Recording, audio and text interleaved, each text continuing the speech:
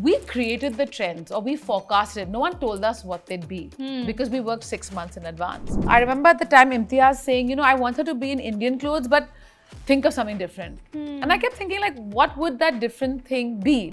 I agree with you. I think Gehraiyaan for me was my most real film to date. Well, Bebo's a star. What can I say? I've done some of my most beautiful work with her. And I don't know if people realize, but like conversations between one matha patti, two matha patti, one hairband, two hairbands happen for a while. This is just Shah Rukh. What can I say about it? I mean, he's just beautiful. I've done nothing. I've given him pants, a necklace and glasses, or kya.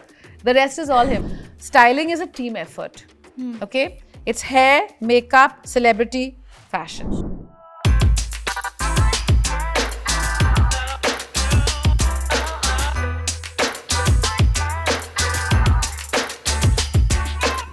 Hello everyone, my name is Anaita and I have a stylist today who actually got this profession into spotlight when it wasn't even considered one. Joining me in a conversation is none other than Anaita Shroff Adajanya. Hi Anaita, welcome to Pinkvilla. Hi. Hi. It's so lovely to have you. It's lovely to be here bright and early in the morning. Thank you so much for doing this. I think, Aina, the whole world needs to know that the amount you've chased me, if I said no, it would be a criminal offense. So I give you full credit for this. Thank you so much. Absolutely. I really, like, it would have been incomplete if I didn't have you. Thank you. But honestly, it was just your perseverance that has brought me here. And you know, I want to start off by asking that you have seen the industry for a very long time and you had a team of assistants who are now independent stylists with their own set of clients. When you look at the body of work and you've given a way to so many other girls and guys to actually get into this profession, what do you have to say about it? I think that's what makes me happy. At the end of the day, it's all about growth. I love working with my teams. I feel they teach me every day more than me teaching them. I'm always looking at them for inspiration. And then, you know, a day comes where I feel that, you know, they're smart enough and they're creative enough to be on their own. So I'm always there in the, you know, at the back end to like support them or give them advice. You know, they'll send me like 3 images of an actress and say, which dress should she wear? And I'll, you know, give them suggestions. But that's just for love. I feel it's very important to grow our profession, but I also think it's very important to grow it the right way. You've been in this for 20 plus years. Yeah, I think like 27 years maybe now. That's a very long time. Do you ever fear that your creativity might get confined, or like how do you manage to bring something new, set a trend, make a statement with your fashion every time? So the thing is, Aina, I've never tried to set trends. I think that's the first thing to unlearn. I'm not a designer. I'm a stylist. My job is to create looks, to create an emotion, to make you feel something when you see, you know, someone dressed. So I never felt boxed in, and also I've always relied on my instinct. I'm not someone that watches a lot of fashion or sees how people are dressed all the time. I just go with what I like. So I feel if I'm trusting my instinct, I can't go wrong. And if I'm going wrong, then people will stop hiring me. But luckily, that's not happened. So it's okay. There's so many iconic looks that you've created. And you know, back in the day, there was no social media. There were no promotional looks. There weren't a lot of opinions. Correct. How do you see the evolution happening in the industry? Is it for the good or? Well, I think there's some good and some bad. I mean, like, you know, earlier, like I was saying, how the influencer, the fashion influence has become so important. And I'm all for that, right? Because I believe fashion is for everyone. You don't only have to be a star to show how you dress. If like I love the way you're dressed and I want to, maybe I learn something from you. And I think social media has given us that. When you said there was no social media, I think we had to think a lot harder. Right? Because it wasn't like, acha, let's just see what's the trend, you know it, acha. Everybody is wearing, you know, normcore is the trend. So everyone's just wearing slouchy jeans, we'll just give that. No, it was about creating trends. It was about forecasting things for yourself. And I think that took a lot more effort. And I'm glad that I got to do that, even whether it was working with a magazine like Vogue or Elle. We created the trends or we forecasted. No one told us what they'd be because we worked 6 months in advance. So that's my background and that's how I still work. Now coming to the main part, which is we want to decode the looks that you've created till date.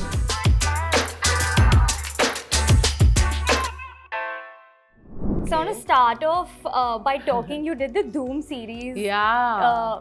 Right from the first to the second and the third, where you styled Katrina. That's right. How was the experience? I mean, again, like I said, there was, for me, there was no experience to follow. I've never assisted anyone. So my systems are my own systems. I mean, even yesterday I was doing a fitting for a new film that we're starting, and the director was like, "Oh wow, this is a weird system," and I'm like, "It's my system." I mean, he was saying in a good way. Yeah. But like, so I just have my own ways, and so people who have trained with me have, I think, adapted that. We work with mood boards for each character, then we communicate that to the team, and I think it's kind of become a standard now. I see a lot of people doing that, but for us, it's just something that evolved with time. Yeah. So this is, we were actually shooting a commercial in the Maldives, and we decided that we had an hour free and we should do a picture. So it's literally, this is one of my favorite trends, which is about clashing prints. And that's what we've done. The whole idea was to keep it very natural, and look at that smile. I mean, it's beautiful, right? So, okay, let me tell you, this is very interesting. So, we were shooting for Cocktail in London, right? And I knew that this was going to become an important scene, because it's the scene where Diana's character, Meera, gets her freedom. So we wanted to kind of see the contrast between the two. And Veronica, which was Deepika's character, is somebody who wears her sensuality very easily. She doesn't try too hard. She doesn't care. It's not about showing. That's just who she is. So I've literally actually taken an oversized t-shirt, cut it, knotted it, and use a sequin skirt. And of course, a hand stash is something that I do a lot. As you can see, I do it in my own life as well. So most of my characters have it. And that's how it happened. But after this, Aztec became a thing. It did become a thing. I know.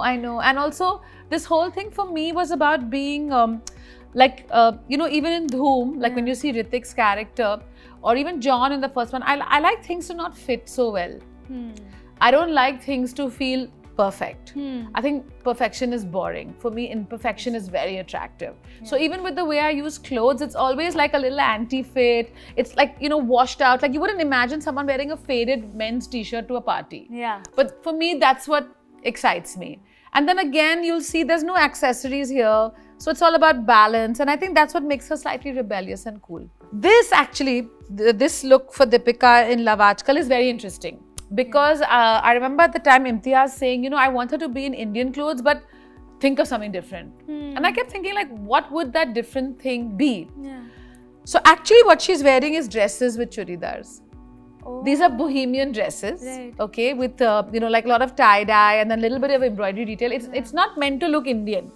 So I used that and then created a few more and made it an Indian look. Yeah, but so ahead of its time. I mean, tie-dye is a trend now. But again, like I said to you, I'm not here to set trends. That's not my idea. If it happens by chance, that's great. Like I remember when we shot Dhoom 1, and after that I saw boys wearing leather jackets at Nariman Point. I was like, what are they, fashion victims in this heat to be wearing leather? But that happens, and I think the influence of film is huge, and we all pray to it at some point or the other. So it's lovely, and I think it's interesting to see how sometimes unexpected ingredients, when they come together, can make something really special. That's a very nice metaphor. Well, I'm inspired by Amythhyyst. What can I say? As these looks go, it was quite different for a Karan Johar film. Because in most of Karan Johar's films, everyone's really well dressed. And luckily for me, this character was of a struggling musician. So I could, like tone it down, and I could add my,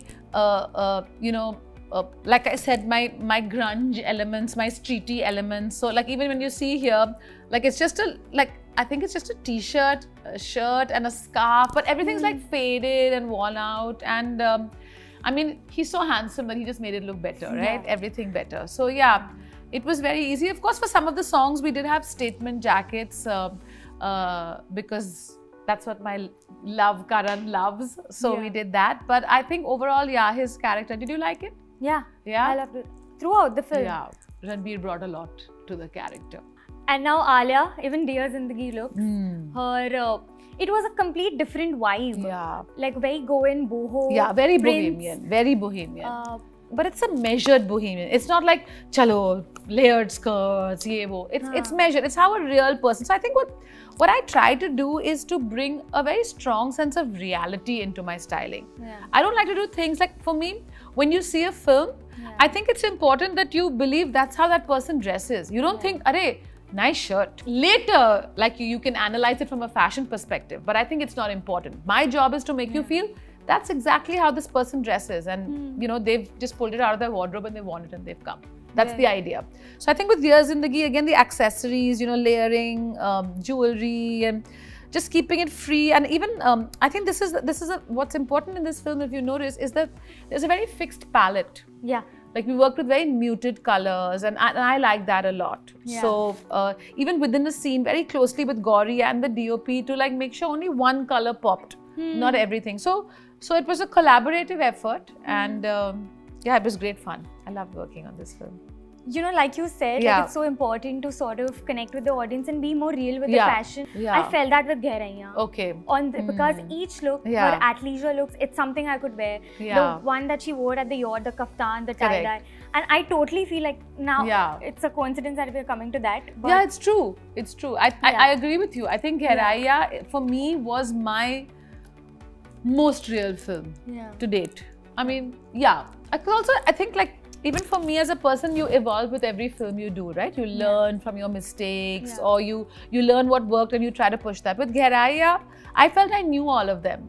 I knew these people. So I know how they dress. This is how they would dress. You know, Shakun and I, at the beginning, when I said, like, shall we make this really real? And he was like, let's make it a real film. And I'm a fan of his work. And I think the actors also completely surrendered. They just let us do our job, and they, you know, became the characters that we wanted them to be. And it's also small things, like, you know, also sometimes the stories are in my head, they're not necessarily on paper or in the script. Like if you look at Dheirya's character, Karan, for me, in my head, I was like, acha, he's got some Rajput heritage, so sometimes he wears block printed shirts. It just came like that. You know, I mean, if I could have pierced his ears, I might have given him earrings as well. So it's like that. So sometimes it's these little stories that, you know, I mean, the t-shirt that he wore, that I'll do it tomorrow. It was so thoughtful with the character. Because that's who he is, right? He's always postponing, and he's very laid back. So, you know, I remember even in the beginning, like, you know, about shorts, they were like, you know, I don't know if the guys will wear shorts, you know, we don't wear you. And I'm like, but if people going to Alibag wear shorts, nobody goes in pants. So we have to keep it real. I mean, see, I've done glam, but it was nice to have it toned down and just like play on the whole sensual, languorous feel of the film. So that's what I've enjoyed. One look of Bebo.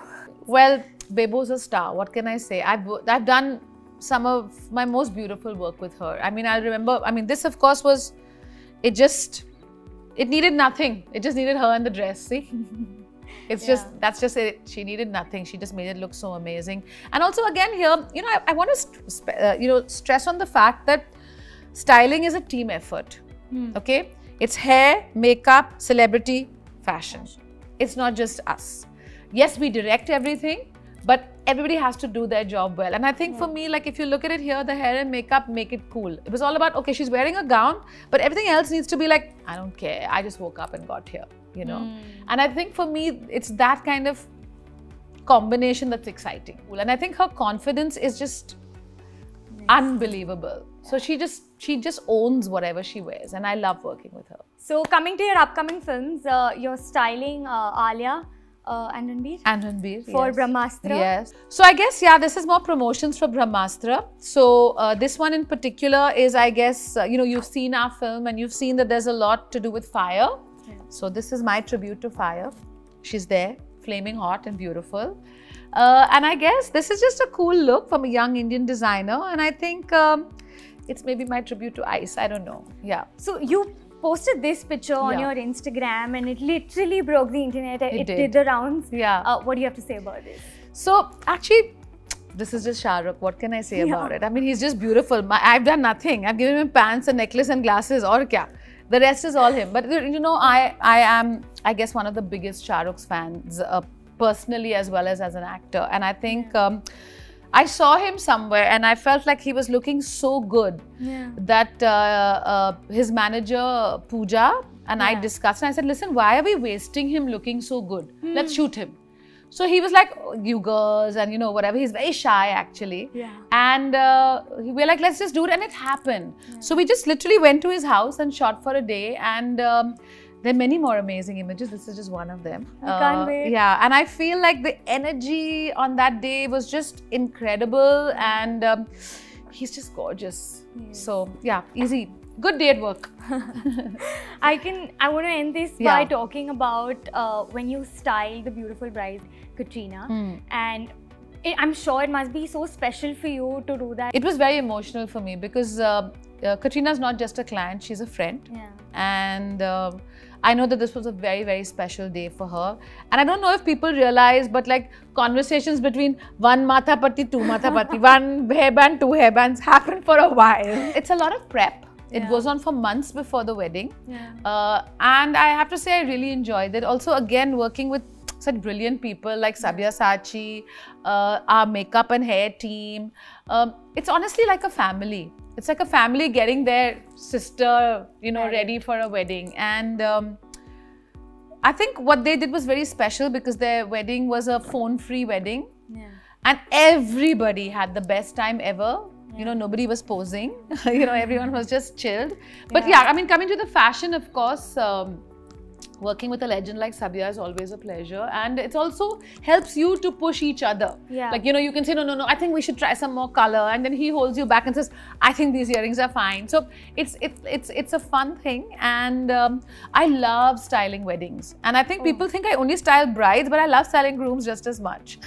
So even recently with Karishma Tanna, I mean, to me, she was just the prettiest bride ever. So I always tell my brides, don't do something to be different. Don't, like, just do what makes you happy.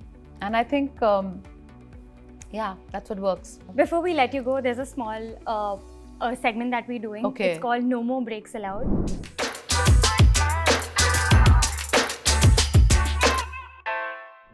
What do you have to say when someone doesn't agree with your fashion? What do I have to say when they doesn't agree with my fashion? It's fine. It's totally cool. Yeah. Each to their own. If you want to style someone who you haven't styled till date, maybe from Hollywood also, who would it be? I mean, the one person I really wanted to style and come very close to, but it hasn't happened. Two people actually are both Madonna and Rihanna.